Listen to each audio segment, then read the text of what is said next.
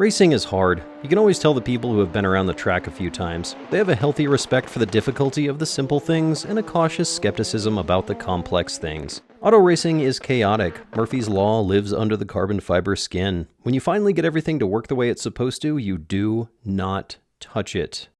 Until next year. Next year, the technology will be better and the competition will be faster. If you don't change anything, you might come in second, but if you do change something and it breaks, you might not even finish. Last year, the Pikes Peak Hill Climb was won by a team that call themselves the Sendy Club. Their driver, Shute, drove his car to the top of the mountain over half a minute faster than anybody else.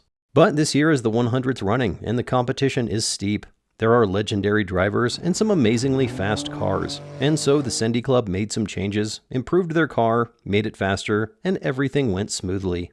For about 45 seconds. Last year, the team was incredibly fast. They were on fire. This year, in practice leading up to the race, they were also on fire, but not the good kind.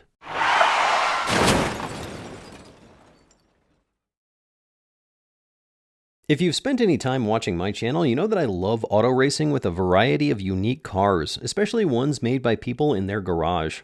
You see this a lot in time attack racing, that is racing where one car at a time is sent out to see who is the fastest. Land speed racing is one type of this, hill climb racing is another. The most famous hill climb race in the world is Pikes Peak, and it brings out some very interesting and unique cars. Everything from purpose-built hill climb cars to modified muscle cars to electric cars with all the carbon fiber. There are even cars that look like they might be more at home going up the mountain the hard way. The sounds are wonderful, from low-P cam big blocks to high-revving four-cylinders to the quiet whoosh of electric speed. It's all good stuff. The thin air leads to some similarities, big wings and big diffusers and big turbos, sometimes attached to even bigger turbos. This year, the NV8 hypercar returned. They had some problems last year that kept them from finishing, but they had been screaming down the track this year. The car has all the aerodynamics, over 1,000 horsepower, and it's driven by the Stig from Top Gear USA, Paul Gerard. It's like a living document, this car. It never is finished. It's always going and changing. And as a driver, that might sound exciting, but it means every time you get in the car, it's something new. But you know what? It's awesome to be up on this mountain. You know, out of all the things I've ever done, and I've done a lot of dumb stuff, this is the dumbest, coolest stuff right here. Randy Popst is back piloting the Tesla Model S Plaid from Unplugged Performance. It is crazy fast on the straights and impressively quick around the corners. The powertrain in this car is all stock. They've added brakes, tires, shocks, a roll cage, and of course, wings and a splitter. The front seems controlled and happy. The back is great on the lower section, but on a big bump, it turns into a wild child. Other than that, the car's doing great. We're balancing heat, battery heat, and brake heat are a concern on our electric car. It's an interesting game. Five-time race winner Rod Millen is back in the Toyota Tacoma that he took to victory twice in a row in 1998 and 99. There are two new diesel-powered prototype cars, both ready to smash the diesel record, and a diesel-powered Nissan GT-R. I love this car. It's a good year for interesting cars and a great year for racing. The reigning king of the mountain is back with an improved car, ready to set some records, if they can get everything sorted, if they can get a little bit of luck, and if the weather can hold. The team arrived at Pikes Peak with the car build a little bit behind schedule. There were a few modifications left to do, but the scheduled testing had started, and testing on the racecourse is extremely valuable. So the team took the car out for its first run of the year on the mountain, and things pretty much immediately went south. On their very first practice run up the mountain, one of their oil lines burst, spraying oil all over the rear tires. This caused the car to spin around, which is not normally a huge problem in practice, except the oil also sprayed all over the hot exhaust, which caused a more significant problem. With the help of some course workers, the fire was put out pretty quickly, but not before doing some major damage to the wiring harness and the body. It was all fixable, but it did come at a cost. It took 5 days to get the car back to racing condition. This meant that the team didn't have time to fix the newly designed tunnels, and they missed valuable practice days on the mountain. The ignition coils and the coil harness had to be replaced. Also, one of the drive shafts had snapped when Shute dumped the clutch trying to spin the car around. The fire had badly damaged the carbon fiber engine cover in one area. The team took it to Steven Nelson at Nelson Racing, who did a great job patching up the structure. The old decals were peeled off, the surface cleaned, and new vinyl was cut to match the old pattern. You can still see a bit of the bubbled up carbon fiber on the rear cover, but only if some YouTuber shoves his camera right next to it.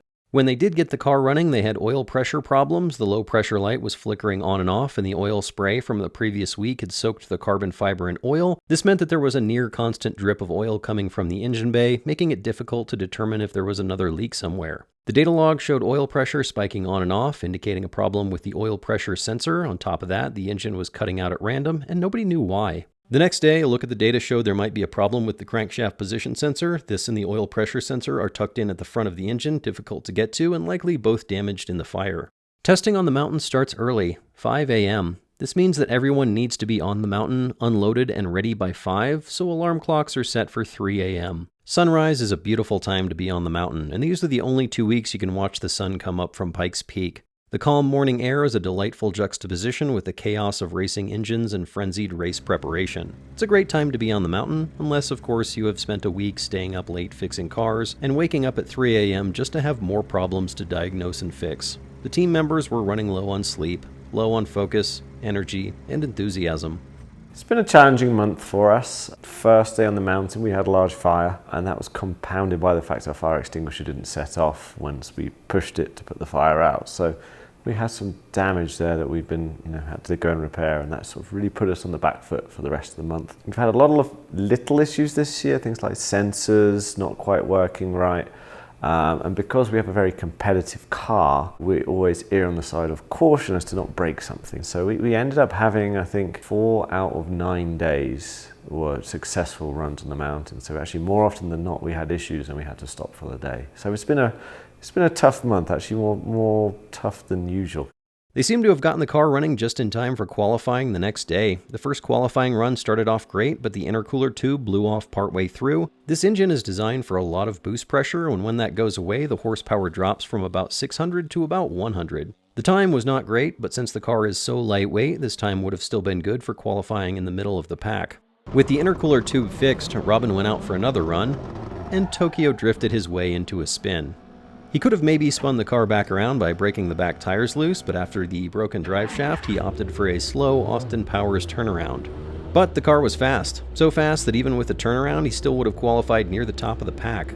Qualifying ends at 8:30 sharp. With 2 minutes left, the team frantically got the car back to the starting line. Robin was waiting in the car, his heart pounding so fast that his watch sent him a health warning. With the green flag, he took his last run quickly, but carefully, not quite at 100%. He managed the fastest qualifying time of the year. In fact, it was the second fastest ever, only behind the multi-million-dollar Volkswagen effort from a few years prior. It was a record qualifying run for a rear-wheel drive car, a record for internal combustion, and a record for a privateer team. The team had modified and upgraded and improved the car. The question they were all wondering, was the car faster, had an answer. Yep. Last year, I followed Shute on his journey to the checkered flag, and he shared with me all his secrets of speed, the things that make his car faster than your car. You can watch that video for the details, but here's the summary. Keep it simple, keep it lightweight, and send it. There is another level to this layer cake of victory, and that is improvement. The team started by looking at the data to find out where they could be faster, and then they used race car engineering principles to make the car faster in those areas. That's the interesting challenge. But before you can fix what's not broken, you have to fix what's broken. The necessary challenge. 2021 was a great year for the Sendy Club. They could have set some records, but unfortunately the course was shortened due to bad weather at the top of the mountain. A bit of bad luck, but they won their class and were the fastest car on the mountain. By a lot. The car was very fast, but it wasn't without its problems. The biggest problem was the oil system. Everything looked good in practice as the team ran through the shorter sections, but during the race, the oil heated up and the pressure dropped.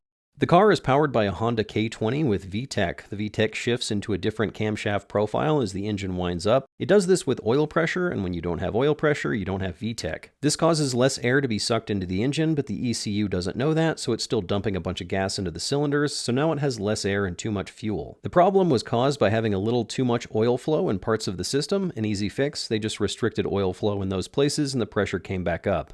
Another notable problem was a lack of oxygen. The finish line is above 14,000 feet, so the air is very thin. Driving a race car is an exhausting experience, so most drivers use supplemental oxygen bottles plumbed into the driver's helmet. Robin has this in his car, but in the scramble to get to the starting line, they forgot to turn it on. Shute noticed this pretty quickly, so he pulled back just a little bit to keep his heart rate down. The fix for this is easy, a reminder to turn on the oxygen this time. The third problem was missed shifts. This car has a pneumatic shifting system. When you pull on this paddle, it sends pressurized air to a cylinder that pushes the transmission into the next gear. That pressurized air comes from an air tank that is filled with a small air pump. This pump is small because it's lighter, and if you remember from my video last year, the most important thing a race car can be is light. Unfortunately, lightweight means a lower duty cycle, and towards the end of the course, the pump couldn't keep up with the shifting, and a few shifts were missed. To fix this, the team added a medium pump. Better duty cycle, but also a little bit heavier. Altogether, the team thinks these problems cost them about 6 seconds. It didn't really matter since they won by 36 seconds, but this year, it might matter. After the problems are fixed, you get to move to the fun part, making the car better, leveling up. This car is mostly the same with a few key improvements. First up, the steering wheel. Robin wanted a lighter wheel with a cutout at the top and custom molded grips. For this, they turned to a YouTuber. Risky move, but it seems to be working out. They added water injection to the intake to help bring down both intake temperatures and engine oil temperatures. The coolant pump was upgraded to a larger unit that's speed controlled based on engine coolant temperature. With less cooling needed, it runs slower, and when more is needed, it runs faster. This is great for a mountain where the temperatures range from frigid mornings at the top to 70-degree afternoons at the base. The alternator was swapped out for one that can handle an increased electric load. The tires are new this year, wider and stickier Yokohamas. These are the tires that are run in the Japanese Super Formula Championship. They were a bit wider than last year. The front control arms were modified to make them fit up front, and the body was modified to make them fit in the rear. The tires don't do their job unless they are sufficiently stuck to the ground. The course has been fully paved for over a decade, but construction at the top has left the road bumpy and rough. Add to that 156 wildly different corners and significantly changing aerodynamic downforce, and you need some serious suspension. The car has been running on hand-me-down shocks for a while, but this year it got some new coilovers. These are R53 shocks, the same ones Gordon Murray uses on his T50 supercar. The shocks are good at chewing up the bumpy road near the top and also at maintaining body attitude under hard braking and cornering. Wrapped around them are 2 springs each, a soft one and a stiffer one. At the end of that travel, there is a bump rubber on each shock, and in between is the heave spring that is engaged after both sides have been compressed.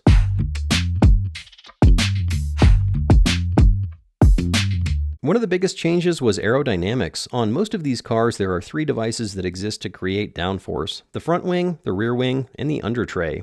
The front and rear wing work like little upside-down airplane wings, kind of. They usually have multiple elements shaped like snow plows, so a lot of the downforce comes from the wing shoveling the air up into the air. Shoveling the air into the air. The under tray works a bit differently. It works in ground effect. Air goes under the car and is accelerated to high speeds, creating a low-pressure area. The tunnels in the back of the car expand the air gently, extending the low-pressure area to the back of the car and sometimes a little bit further than the back of the car. Here's the thing about under trays. The closer they are to the ground, the more downforce they make. Downforce is good. It makes your tires grip more and lets you go around corners faster, so it sounds like you'd want the bottom of your car to be as close to the ground as possible. But here's the problem. The course is very bumpy. When the bottom of the car is 1 millimeter from the ground, you get tons of downforce. When it's 20 millimeters away, you get a lot less. It becomes an on-off switch. Lots of downforce, or none, rapidly switching back and forth. Even without the bumps, you don't want your aerodynamics to change that much. When you brake into a corner, the front pitches down close to the ground. When you hit the gas pedal, the front comes up, so you get lots of downforce going into the corner, but you lose it as soon as you start to accelerate. This is where an electric all-wheel drive car like the Volkswagen IDR has an advantage. While Robin's car is sliding the front end at corner exit, the IDR can dynamically shift power to the front wheels, pulling it out of the corner. You can see this clearly in the side-by-side video of Robin Schute's run last year and Romain Dumas's record-breaking run from a few years ago. You can line up the cars at any point on the track and they stay side by side. On some of the slower corners, Shute even has a slight advantage, but when it comes to the mid-speed corners where you really need that front grip, the Volkswagen shoots out of the corner and leaves him in the dust. To solve this problem, the team cut off the front of the under tray. This eliminated the sensitive on-off aerodynamics at the front of the car, but it also drastically lowered the downforce in the front. To make up for this, the team designed an entirely new front wing. The second element extends the full length, and the top element has a gurney flap, and the whole thing is almost a foot wider than last year. The rear of the under tray is the tunnels. New tunnels were made that had more downforce. This would have shifted the downforce forward a bit and increased overall downforce, but the fire repairs took the time they had set aside to install the tunnels, so they kept the old ones.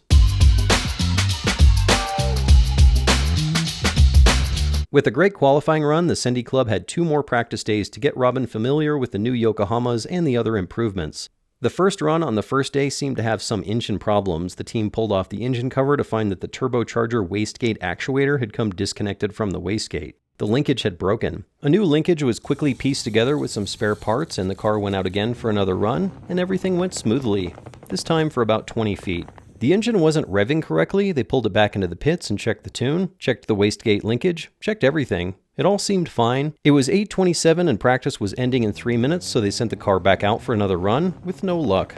It seemed to be running fine at low RPM, but then cut out at higher revs. They thought it might have something to do with the VTEC, maybe oil pressure was too low to activate it, like last year. A leak-down test showed that cylinder number 4 was only getting 60% of its compression. This is usually very bad. Low compression is a mechanical problem, and mechanical problems in the valve train or cylinders are difficult, expensive, and time-consuming. This engine has much stronger valve springs than normal because of the turbocharger and the higher revs. The heavier spring will sometimes cause the valve to hammer down on the seat, pushing it in a little more, or possibly stretching all the metal just a little bit, enough for a very small leak. The engine had been rebuilt this year. Sometimes after an engine break-in period, you need to readjust the valve lash, and apparently this was one of those times. All of the practice sessions had been run except one, the team's last chance to chase out all the gremlins and Robin's last chance to get comfortable with the course. As the sun started to rise, a few cars went out, but the Sendy Club waited for the sun to heat up the road, and then they went. Fast. Really fast. And then again. And again. Robin set his personal best time on the bumpy top section. The car was fast and things were looking great. The team had finally fixed all the problems, sorted all the issues, and were putting down sector times faster than some of the all-time greats. It was looking like Robin could have another win, maybe even break some records. Racing is hard work. A lot of hard work. But it's also a little bit of luck. The team had been battling bad luck all week, and just when the sun started to shine through, the clouds began to roll in. The forecast showed snow at the top of the mountain the night before the race, not a lot, and maybe little enough to be plowed off. As the team unloaded the car into the pits the night before the race, the sky looked dark.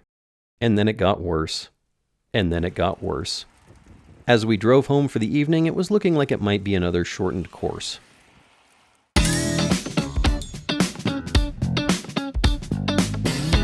By morning, the rain had slowed to a drizzle, but the fog was dense. We had heard that the top section was clear of snow, but the whole course was wet. The first cars started to go up just before 8 a.m., and the weather hadn't let up. As more cars went, the weather stayed the same. Drizzle and heavy fog. The team started to get the car ready, warming the tires and the engine.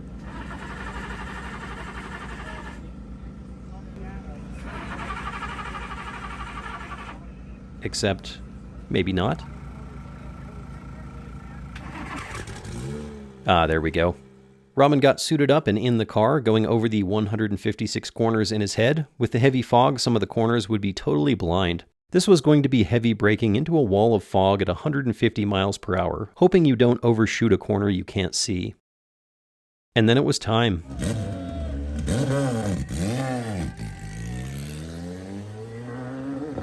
After the car took off, everything did not go smoothly. The lower section had low visibility, obscuring the road in the corners. In the middle section, the fog lifted, but the road was inconsistently wet. Robin was struggling with the corners, missing some apexes, and getting a little sideways. His times were still good, fastest in the lower section, fastest in the second section, fastest in the third section, and then in the top section, things started to get dicey. The thick fog obscured the corners. The drivers all have the course memorized, but if you can't see more than a few dozen feet in front of you, the hairpins creep up on you. The moisture streaked across his visor, making it hard to see his dash and nearly impossible to see into the fog. One driver lost control and rolled his car into the trees. The fog was so thick that it took race safety several minutes to find him and his car. 3 other cars had slid off the wet road or lost their way into the fog. One of them landed on his wheels, drove back to the course, and finished the race. Fortunately, everyone was okay. With no fog lights, no windshield wipers, and a bumpy, wet road, Robin's top section time slowed, over a minute slower than his fastest time in the dry. His overall time was 10:09, the fastest of the day so far, but the fast cars were just starting to go. We all watched sector times of the other fast cars, hoping Robin's time could hold out. The weather is such a big variable. If the top starts to clear, the overall times could come down quickly. Cody Vashholtz, who had won 3 years prior, finished at 10:38. David Donner put down an unbelievable time of 10:34 in a nearly stock Porsche 911 Turbo S. 71-year-old Rod Millen finished 11:06 in a 25-year-old car. All amazing times, but not fast enough to beat Robin Shute. For the third time in 4 years, he was king of the mountain. The The Sendy Club have been giving it everything for the last few years. The history of the Pikes Peak Hill Climb has patches of dominance.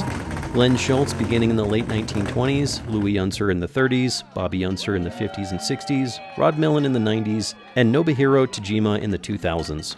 This could be the beginning of a new era, the era of the prototype car, the era of Robin Shute and the Sendy Club.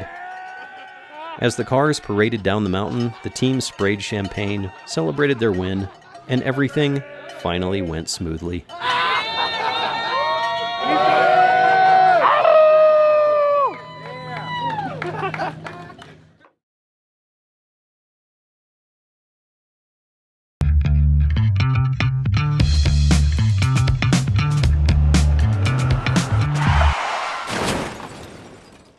Now, this thing is great. I had one moment in qualifying. I was going through the fast left-hand, when I say fast, like 130 mile an hour left-hand onto picnic ground, and it's bumpy through there, and the wheel moved through my hands, but the bumps were there, and I saved it. So thank you, Superfast Matt, for your bumpy penis. You're welcome. My pleasure.